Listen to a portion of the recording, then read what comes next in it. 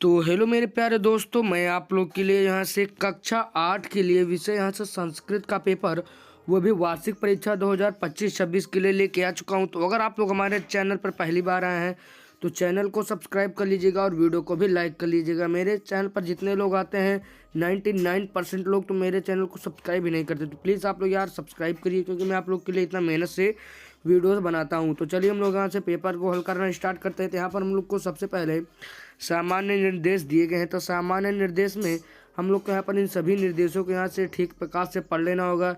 इन सभी निर्देशों को हम लोग यहाँ पर ठीक प्रकार से जैसे ही पढ़ेंगे तो यहाँ पर हम लोग को यहाँ पर खंड का में अपठित अवबोधन यहाँ पर हम लोग को प्रश्न दिए गया है। तो इसमें हमारा सबसे पहले यहाँ पर आप लोग को एक यहाँ पर पद्यांश दिया गया होगा। आप लोग को इस पद्यांश को यहाँ पर पढ़ना होगा। उसके बाद पद्यांश को यहाँ पर आप लोग जब ठीक प्रकार से पढ़ लेंगे तो यहाँ पर आप लोग जब नीचे आएंगे तो यहाँ पर आप लोग को सबसे पहला एक प्रश्न कह रहा है एक पदेन उत्तरत।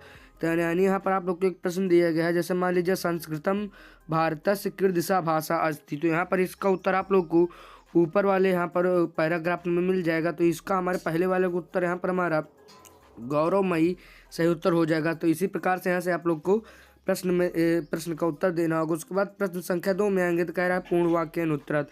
तो इसमें पहला प्रश्न कह रहा है संस्कृत दिवसा कदा मानोति भवति। यहाँ पर आप लोग को इसका उत्तर पूर्ण वाक्य में यहाँ पर आप लोग को देना होगा। तो आप लोग को यहाँ पर हमारे इसका पहले सही उत्तर हो जाएगा संस्कृत दिवसा रक्षाबंधन दिवसे मानेति भवति। तो आप लोग को यहाँ पर इसी प्रकार से यहाँ पर इसका उत्तर दे देना होगा। उसके बाद यहाँ से हम लोग जब आगे बढ़ेंगे तो गा प्रश्न कह रहा है निर्देशानुसार उत्तर। तो इसमें से यहाँ पर आप लोग को यहाँ पर विकल्प दिए गए, आप लोग यहाँ पर विकल्प के अनुसार यहाँ पर आप लोग को चुनना होगा। तो आप लोग जब यहाँ से आगे बढ़ेंगे तो यहाँ पर हमारा घा प्रश्न कह रहा है अस्य अनुच्छेद से उचित शीर्षकम लिखम। तो यहाँ पर पेपर हमारा थोड़ा बड़ा है तो इसलिए मैं थोड़ा स्पीड के साथ यहाँ पर चल रहा हूँ, तो आप लोग थोड़ा इसको मैनेज कर लीजिएगा। उसके बाद यहाँ से प्रश्न संख्या 2 में आएंगे तो यहाँ पर हम लोग को एक यहाँ पर दिया गया है, यहाँ पर हम लोग को एक प्रार्थना पत्र संस्कृत में दिया गया है और यहाँ पर आप लोग को नीचे की तरफ यहाँ पर कुछ शब्द दिए गए हैं। तो यहाँ पर आप लोग को इन मंजूषा यहाँ पर शब्द जो दिए गए हैं आप लोग को इसी को यहाँ पर इसको यहाँ पर भरना होगा उचित शब्दों से। तो यहाँ पर आप लोग इसको भी यहाँ पर आप लोग भर लीजिएगा। उसके बाद यहाँ से हम लोग आगे बढ़ेंगे तो यहाँ पर फिर से हम लोग को यहाँ पर फिर से एक खाली स्थान का दिया गया है और ऊपर की तरफ यहाँ पे कुछ शब्द दिए गए हैं। तो आप लोग को इन्हीं यहाँ पर आप लोग को जो शब्द यहाँ पर दिखाई दे रहे हैं इन्हीं शब्दों को यहाँ पर जो खाली स्थान दिए गए हैं उचित शब्दों में यहाँ पर आप लोग को यहाँ पर इसको भर लेना होगा। तो उसके बाद यहाँ से आप लोग जब इसको भर लेंगे तो हम लोग यहाँ पर प्रश्न यहाँ पर आप लोग देख लीजिए प्रश्न हमारा बहुत ही यहाँ पर सरल होने वाला है। यहाँ पर हमारा यहाँ पर कह रहा है मंजूषा उचित पद है अधोलिखित कथा नाम रिक्त स्थान पूरे। तो यहाँ पर जो हमारा जहाँ पर शब्द दिए गए हैं तो यहाँ पर आप लोग को यहाँ पर फिर से यहाँ पर कुछ खाली स्थान दिए गए हैं।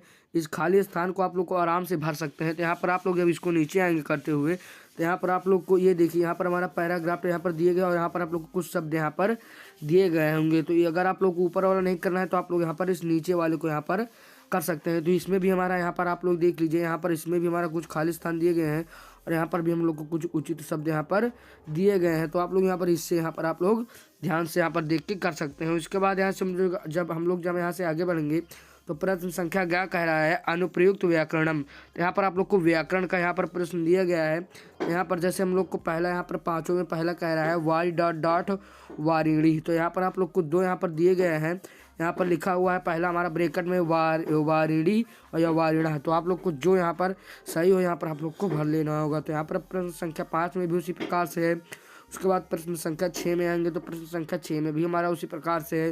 उसके बाद यहाँ से प्रश्न संख्या 7 में आएंगे तो इसमें भी हम लोग को यहाँ पर उचित पद यहाँ पर चुनना होगा जो इसका यहाँ पर संधि विच्छेद हो जाएगा। जैसे हमारा इसमें हिमधन आलय है तो इसमें हमारा हिमालय है, यहाँ पर ये पहला वाला हो जाएगा। तो इसी प्रकार से आप लोग को कुछ दिए गए होंगे शब्द, तो यहाँ पर आप लोग को उचित शब्द यहाँ पर देख लेना होगा। उसके बाद यहाँ से इसमें भी आप लोग को देख लेना। पेपर हमारा बहुत ही बड़ा है तो यहाँ पर आप लोग देखिए पेपर हमारा बड़ा तो नहीं है लेकिन यहाँ पर हम लोग ये कह सकते हैं कि पेपर में हमारे थोड़े प्रश्न दिए गए हैं, इनमें से आप लोग को यहाँ पर विकल्पिक यहाँ पर आप लोग को दिए गए हैं।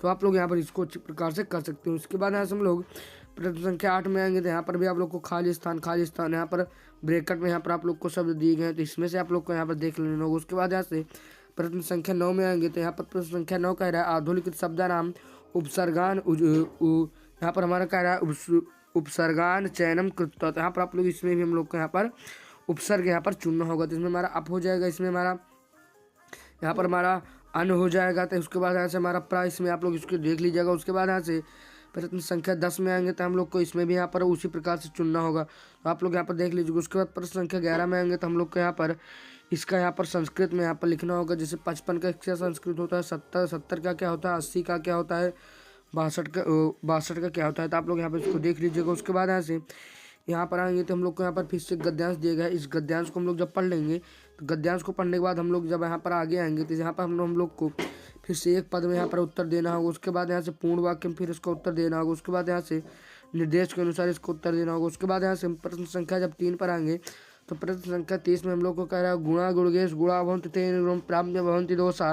यहाँ पर आप लोग को एक श्लोक दिया गया था, आप लोग को इसका श्लोक का यहाँ पर उत्तर एक पद में देना हो, उसके बाद पूर्ण वाक्य में देना हो। उसके बाद यहाँ से आप लोग आगे बढ़ेंगे। यहाँ पर अधोलिखित प्रश्न का उत्तर यहाँ पर आप लोग को लिखकर यहाँ पर देना होगा। तो आप लोग इस सभी प्रश्नों को देख लीजिएगा। तो यहाँ पर हम लोग जब इसको करते हुए यहाँ पर आगे बढ़ेंगे तो यहाँ पर हमारा प्रश्न संख्या 16 जो यहाँ पर हमारा कह रहा है, यहाँ पर हम लोग को कह रहा है मंजूषात समुचित पदानि चित्वा रिक्त स्थानम पूर्यत। यहाँ पर आप लोग को इसमें रिक्त स्थान की पूर्ति फिर से करना होगा। उसके बाद यहाँ से आप लोग को नीचे की तरफ शब्द दिए गए तो इसी के आधार पर करना होगा। उसके बाद प्रश्न संख्या 17 में आएंगे तो यहाँ पर भी आप लोग को रिक्त स्थान दिए गए, यहाँ पर ब्रैकेट में शब्द यहाँ पर दिए गए, इन शब्दों के माध्यम से आप लोग को भर लेना होगा। उसके बाद यहाँ से हम लोग आएंगे तो इसका विपरीत लिखना होगा 18वें को। उसके बाद 19वें में आएंगे, इसका हम लोग के यहाँ पर वाक्य का यहाँ पर क्रम के अनुसार यहाँ पर इसको लिखना होगा। तो यहाँ पर आप लोग देख लीजिएगा। उसके बाद यहाँ से प्रश्न संख्या 20 पर आएंगे तो प्रश्न संख्या 20 में संस्कृत का यहाँ पर तत्सम रूप में लिखना है। तो आशा करता हूँ कि आप लोग को वीडियो पसंद आएगा, और वीडियो पसंद आए तो वीडियो को जरूर से लाइक करिएगा, चैनल को जरूर से सब्सक्राइब करिएगा, दोस्तों तक शेयर करना तो बिल्कुल भी मत भूलिएगा। तो चलिए मैं मिलूंगा एक और वीडियो में, तब तक के लिए जय हिंद, वंदे मातरम।